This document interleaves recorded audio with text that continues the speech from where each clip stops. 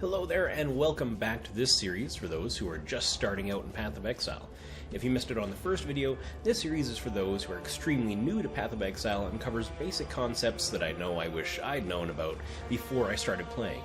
In other words, if you're looking for in-depth endgame content or build analysis, this probably isn't the right series for you.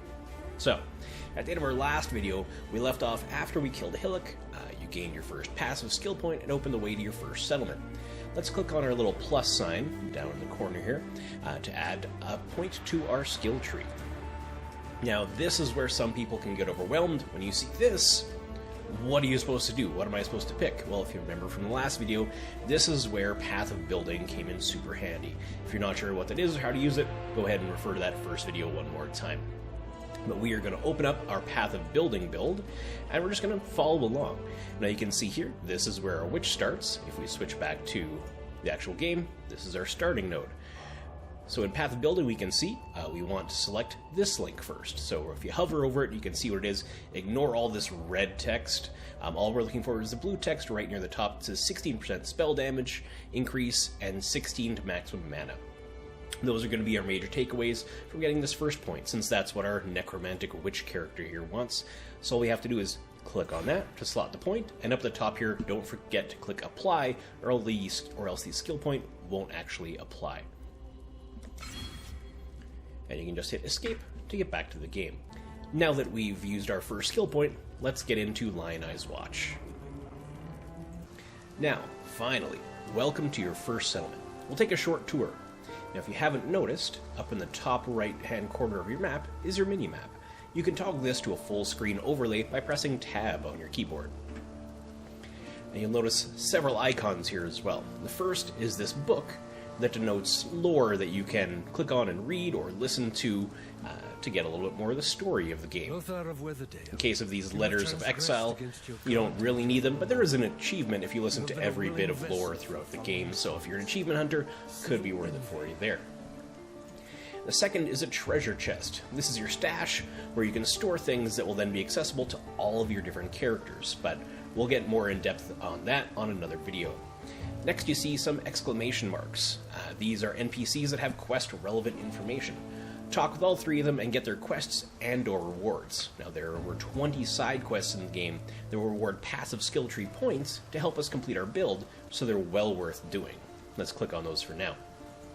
I saw what you did to Hillock out there, witch. Here's Nessa, an NPC, talking about and thanking us for taking care of Hillock and cleaning up the beach. Lion Eye's Watch isn't much, but it's ours. They give us another little objective to talk to Bestel. Let's talk to Bestel. Again, they say hi and welcome, and then they also give us another quest to do. And finally, we go down here and talk to Tarkley. Fine work with Hillock. Where'd you learn to fight like that? When we talk to Tarkley, he'll offer us a skill gem as a reward for taking care of Hillock. Maybe one of the ones he's offering fits our build. Let's check by switching back to Path of Building. Near the top left, we see several labels for different things about our build. Since we're getting a skill gem, let's click on Skills. The color of the text indicates the color that the gems will be.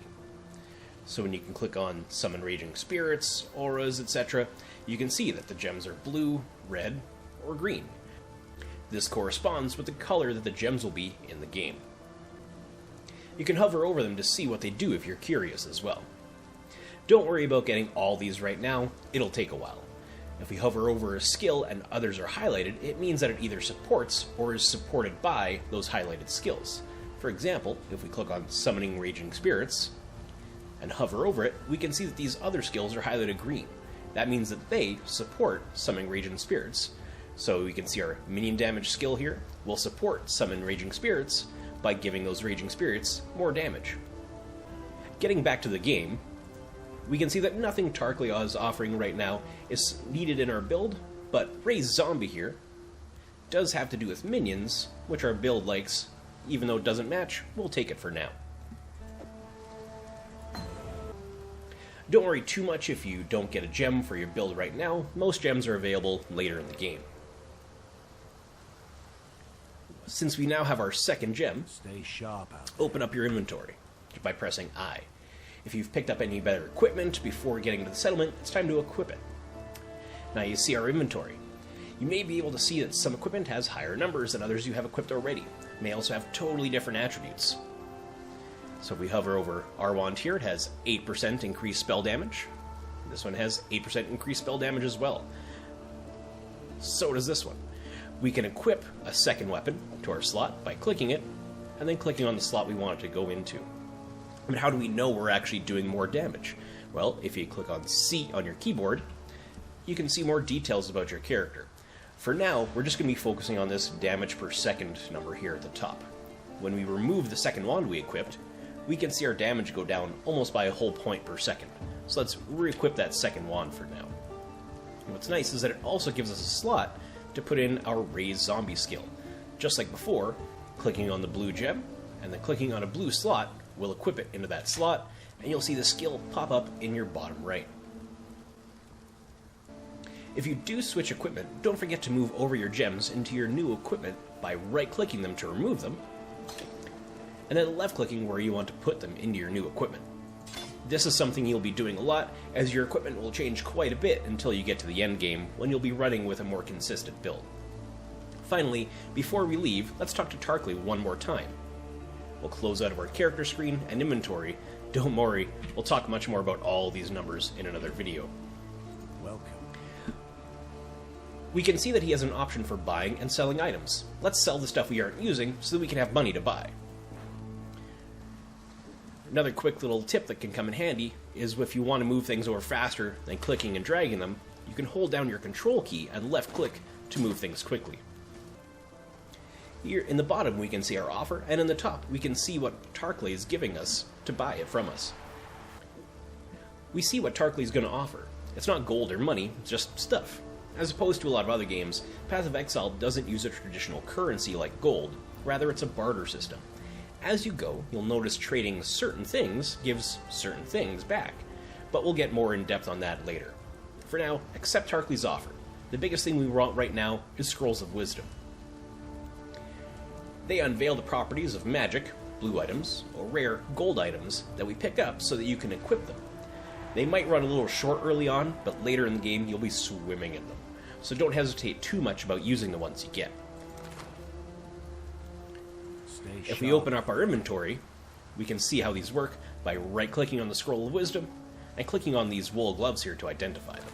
We can see here that they give us a plus 10 to dexterity and a 19% increased energy shield.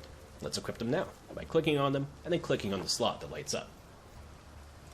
The last stop in our town is this blue circle with an icon in it at the bottom. These are the Waypoint system, or fast travel in the game. You can travel around the axe by them by clicking on them in the areas that you've already discovered them in, and then clicking on another site once you unlock them. You'll also get town portal scrolls that will take you back to the settlement in an act from anywhere else in that same act. Alright, so for now, we should have a skill, possibly two, that we're using, the best equipment that we found so far equipped, and some currency items in our pocket. Go ahead and play for a couple hours, finish some quests, assign your skill points following your Path of Building guide, upgrade your equipment, and keep making those numbers go up. In the next video, we'll talk a little bit about what those numbers mean, where to get some of those skills that your build guide wants, and using your stash. I hope you're able to pick up some helpful info in this video. If there are any particular topics you want to see covered in any future beginners videos, please let me know in the comments below. Also, don't forget to mention what build you're going for, or maybe a new one you're thinking about trying. Thanks for watching, and I'll see you again soon.